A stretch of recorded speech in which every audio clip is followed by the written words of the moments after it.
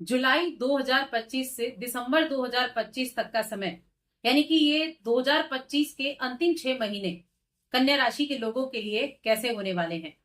जय माता दी दोस्तों, आप सभी का स्वागत है हमारे YouTube चैनल में।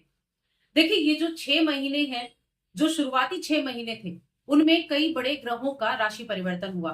जैसे शनिदेव का राशि परिवर्तन हुआ, राहु, केतु और गुरु बृहस्पति का राशि परिवर्तन हुआ। अब बारी है उन राशि परिवर्तन के प्रभाव के बारे में, क्योंकि ये सभी ग्रह बहुत धीमी गति से चलते हैं, इसीलिए इनके रिजल्ट भी आपको उतनी ही धीमी गति से देखने को मिलते हैं। अब ये जो आखिरी 6 महीने बचे हैं, जुलाई, अगस्त, सितंबर, अक्टूबर, नवंबर और दिसंबर, इनमें कन्या राशि के लोगों के लिए किन किन क्षेत्रों में सबसे ज्यादा लाभ देखने को मिलेगा, इसके बारे में जानेंगे। तो देखिए, सबसे पहले मैं ग्रहों की अगर स्थिति की बात करूं, जैसा कि हम सभी को पता है, यहाँ ग्रहों की स्थिति अगर आप देखें तो जब जुलाई का महीना शुरू होगा उस समय अवधि में राहु आपके छठे घर में बैठे हैं और छठे घर में ही रहेंगे। शनि आपके सप्तम में बैठे हैं, सप्तम में ही रहने वाले हैं। वहीं आपके शुक्र जो हैं आपके 9th हाउस में बैठे हैं, इनका गोचर होगा और ये आपके 2nd हाउस तक गोचर करेंगे इन 6 महीनों में। यानी कि आपके नवम, दसम, एकादश, द्वादश, आपकी राशि यानी प्रथम और द्वितीय, इन भावों में सक्रियता रहेगी। सूर्य देव की, जो ग्रहों के राजा कहे गए हैं, उनकी अगर हम बात करें, जो आपके 12वें घर के स्वामी भी होते हैं, तो वो कैसे गोचर करेंगे? जुलाई के महीने में आपके कर्म हाउस में होंगे, जो कर्म के कारक यानी कि इस भाव के कारक भी कहे गए हैं। यहां से गोचर करते हुए ये आपके चौथे घर तक इस 6 महीने में राशि बदलेंगे। यानी कि आपके दसम, एकादश, द्वादश, प्रथम, द्वितीय, तृतीय और चतुर्थ में सूर्य का गोचर होगा। मंगल इस महीने की शुरुआत से आपके 12वें घर में होंगे, जहां मंगल और केतु की युति बनी हुई है। अब इनका गोचर कैसे होगा? तो देखिए, मंगल को अगर आप देखें तो मंगल वृश्चिक राशि यानी कि आपके 1, 2, 3, 4 चार भावों में गोचर करेंगे। 12वां, पहला, दूसरा और तीसरा, इन भावों में गोचर करेंगे। बुध आपकी राशि के स्वामी है, वो हमेशा सूर्य के आसपास होते हैं, जहां सूर्य वहां बुध होंगे। तो इस तरह से उनका राशि परिवर्तन होगा। अब इनका जो गोचर है ये कैसे रिजल्ट देगा, तो सबसे पहले मैं यहाँ बात करूंगी आपके करियर के बारे में, करियर में भी सबसे पहले जॉब के बारे में। लेकिन उससे पहले, आगे बढ़ने से पहले छोटा सा निवेदन है, चैनल पर पहली बार आए हैं, अभी तक चैनल को सब्सक्राइब नहीं किया है तो जरूर कर लें। देखिए, जॉब की अगर हम बात करें, आपके करियर में, बिजनेस की भी हम जानेंगे, तो करियर के भाव में जॉब की हम देखें तो देखिए, आपका छठा भाव है, ये हमारे नौकरी का भाव होता है, सेवा का भाव होता है। और सेवा क्या, नौकरी जो करते हैं वो सेवा ही तो है, दूसरों के लिए सेवा करना। तो यहाँ पर राहु विराजमान है और आपके करियर हाउस में गुरु बृहस्पति, साथ में सूर्य भी बैठे होंगे प्रथम मध्य तक जुलाई के महीने में। लेकिन हम ओवरऑल की बात कर रहे हैं, तो यहाँ देखिए, नौकरी में मैं कहूंगी, देखिए दसम भाव में जब भी गुरु होते हैं ना, बहुत अच्छे तो नहीं कहे जाते, लेकिन राहु छठे में बैठे हुए हैं और शनि जो कर्म के कारक हैं वो सप्तम में बैठे हैं और आपके छठे भाव के स्वामी भी हैं। तो मैं कहूंगी कि समस्याएं तो आएंगी, लेकिन उन समस्याओं को आप दूर कर पाएंगे, उन समस्याओं को आप ठीक कर पाएंगे और अंततः देखेंगे बाद में गुरु की दृष्टि जो है ना वो 6th हाउस पर पड़ रही है। गुरु की नवम दृष्टि 6th हाउस पर है, तो ये क्या करेगा? समस्याएं आई और चली गई, थोड़े से प्रयास से ही तो आपको उपलब्धि भी मिलेगी, जॉब भी अच्छी रहेगी, सम्मान भी मिलेगा और आपके हर एक काम में सफलता भी मिलेगी। तो गुरु जहां बैठकर अच्छा नहीं कर सकते, वहां दृष्टि डालकर अच्छा करेंगे। तो इसीलिए मैं कहूंगी, जॉब के मामले में डरे नहीं। कुछ अगर प्रॉब्लम आती है तो उससे डरना नहीं है, क्योंकि वो प्रॉब्लम ठीक भी होगी, वो प्रॉब्लम को ठीक होने का काम भी मिलेगा, यानी कि उसकी सॉल्यूशन भी आपके सामने आएगी। तो जॉब के लिए अच्छा टाइम पीरियड रहेगा। व्यापार की अगर हम देखें तो देखिए, बिजनेस का हाउस होता है ये। अब यहाँ व्यापार के भाव के स्वामी गुरु होते हैं, जो आपके 10वें घर में बैठे हैं और यहाँ पर बैठे हुए हैं शनि। तो देखिए, शनि ऐसा नहीं, शनि धीमी गति तो देते हैं, लेकिन एक चीज हमेशा याद रखें, शनि जहां बैठे हैं ना, ये ना सोचें कि इस घर से तो हमें रिजल्ट नहीं मिलेगा।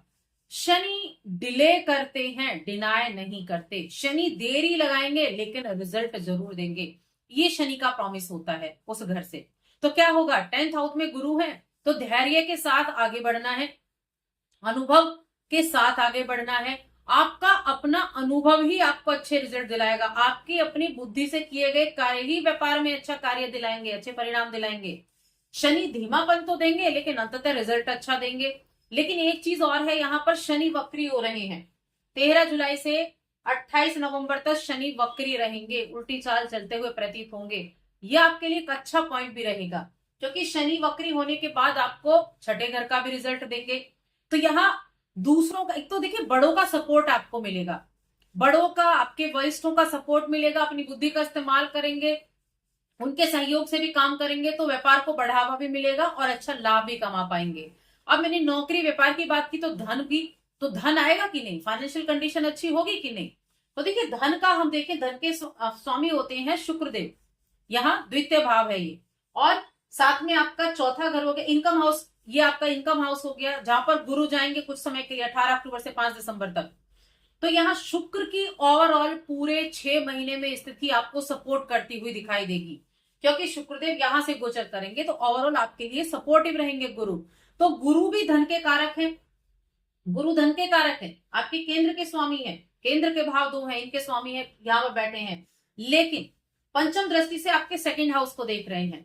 गुरु जो धन के कारक हैं सेकंड हाउस पर दृष्टि डाल रहे हैं, तो धन आएगा, धन संचित होगा।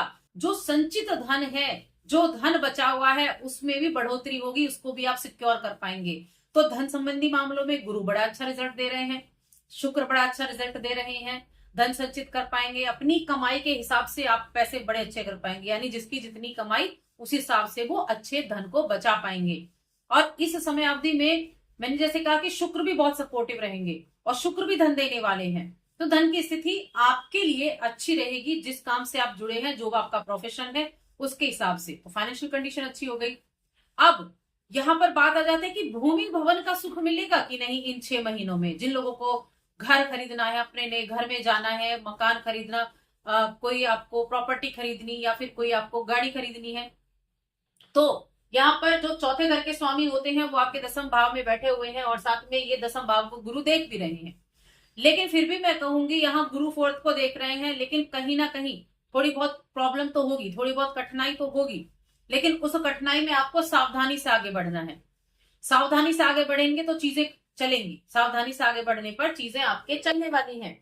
क्योंकि इस समय अवधि में जब लोगों, देखिए कोई भी कार्य ना उतावलेपन में, जल्दबाजी में नहीं करना है, क्योंकि कई चीजें देखनी है, शनि देखने हैं आपको, मंगल भी देखने हैं। अब मंगल अभी तो 12वें घर में बैठे हैं, फिर आपकी राशि में आ जाएंगे, चौथे घर को देखेंगे, तो ये स्थिति आपके लिए अच्छी रहेगी। चौथे घर को देखेंगे जब, कब देखेंगे, तो मंगल जो है आपकी राशि में आएंगे, कन्या राशि में जुलाई के महीने में। तो जुलाई और अगस्त इन 2 महीनों में आपके लिए प्रॉपर्टी का योग बनेगा, वाहन खरीदारी का योग भी बनेगा। ये 2 महीने अच्छे हैं आपके लिए प्रॉपर्टी और वाहन खरीदने के लिए। लेकिन सावधानी से पेपर्स पर अच्छे से काम करके, बहुत अधिक लोन ना लेकर ये काम आपको करना होगा। अब शिक्षा की बात करते हैं, स्टूडेंट्स के लिए ये 6 महीने कैसे रहने वाले हैं, जुलाई से दिसंबर तक के। तो मैं कहूंगी गुरु आपके 10th हाउस में है, शनि आपके 5th हाउस के यानी शिक्षा के स्वामी कहे गए हैं।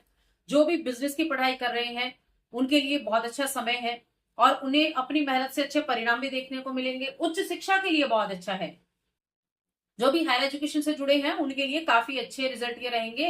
ये 6 महीने आपको अपने किए गए प्रयासों का अच्छा रिजल्ट भी दिलाने वाला है। चलिए अब आ जाते हैं हम प्रेम जीवन, प्रेम विवाह पर। प्रेम के स्वामी, पंचम भाव प्रेम का भाव होता है, शिक्षा का भी होता है, संतान का भी होता है। इसके स्वामी बैठे हुए हैं सप्तम में, सप्तम है विवाह का भाव। प्रेम जीवन तो अच्छा है, लेकिन प्रेम विवाह के योग बड़े अच्छे बन रहे हैं, क्योंकि प्रेम का स्वामी विवाह भाव में पहुंचा है। तो यहाँ प्रेम विवाह के बड़े अच्छे योग आपके लिए बने हुए हैं और शनि बड़ा सपोर्ट करने वाले हैं प्रेम विवाह के लिए। लेकिन किन के लिए, जिनका प्रेम सच्चा है, जो लोग टाइम पास कर रहे हैं वो, उनके लिए शनि फेवर में नहीं रहेंगे। हाँ, जिनके लिए ये प्रेम एक अच्छा है, सच्चा है, उनके लिए अच्छा रहेगा। तो प्रेम विवाह के योग यहाँ पर काफी अच्छे बने हुए हैं। इसके अलावा हम वैवाहिक जीवन की बात करें तो सप्तम भाव वैवाहिक जीवन का होता है, जिसके स्वामी गुरु बृहस्पति यहाँ विराजमान है, यहाँ पर शनि बैठे हैं। तो शनि क्या करेंगे, थोड़ा सा प्रॉब्लम दे सकते हैं।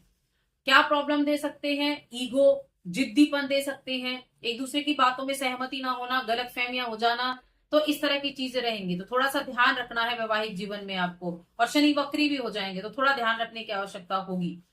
पारिवारिक जीवन, कुटुंब, ये कैसा रहेगा, तो देखिए द्वितीय भाव ये है आपके परिवार का भाव और गुरु पंचम दृष्टि से देख रहे हैं, तो गुरु आपके परिवार को अच्छा करने का काम कर रहे हैं। तो सारे काम को आप टाइम से कर पाएंगे। लेकिन फिजूल खर्ची से बचना है।